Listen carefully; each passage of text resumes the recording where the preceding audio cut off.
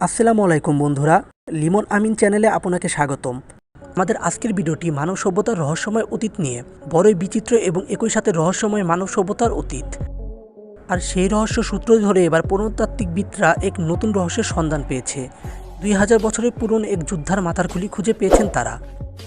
এখানেই শেষ নয়, যে বিষয়টি সবার আকর্ষণের মূল কেন্দ্রবিন্দু সেটি হলো খুলিটিতে একটি ধাতব পাত বসানো। খুলিটি দেখে রীতিমতো অবাক পুরাতত্ত্ববিদ বিশেষজ্ঞরা। বিজ্ঞানীরা ধারণা করেছেন কঙ্কালটি পেরুভিয়ান কোনো এক যোদ্ধার। তাদের ধারণা অনুযায়ী সে যোদ্ধার মাথায় অস্ত্রোপচার করে ধাতবটি বসানো হয়েছে।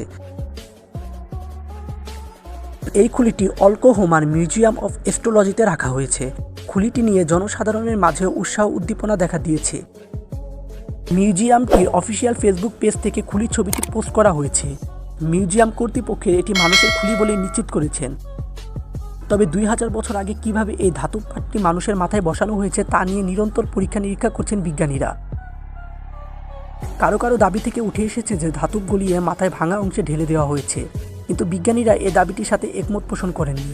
তাদের মতে ধাতব পদার্থটি হয়তো আগে থেকে তৈরি করা হয়েছে, তারপর অস্ত্রোপচারের মাধ্যমে মাথায় ক্ষত সারানোর জন্য ব্যবহার করা হয়েছে। এই খুলিটির সন্ধান পাওয়ার পরপরই বিজ্ঞানীরা মনে করেছেন যে সেই সময়ের চিকিৎসা ব্যবস্থা অত্যন্ত উন্নত ছিল। সেই সময় যুদ্ধক্ষেত্রেও দক্ষ চিকিৎসক উপস্থিত থাকতেন বলে মনে করা হচ্ছে। কিন্তু ধাতব পাতটিতে কোন ধরনের ধাতু ব্যবহার করা হয়েছে এবং তার বৈশিষ্ট্য কী তা এখনও শনাক্ত করা সম্ভব হয়নি। তবে বিজ্ঞানীরা গবেষণা অব্যাহত রেখেছেন বলে জানা গিয়েছে।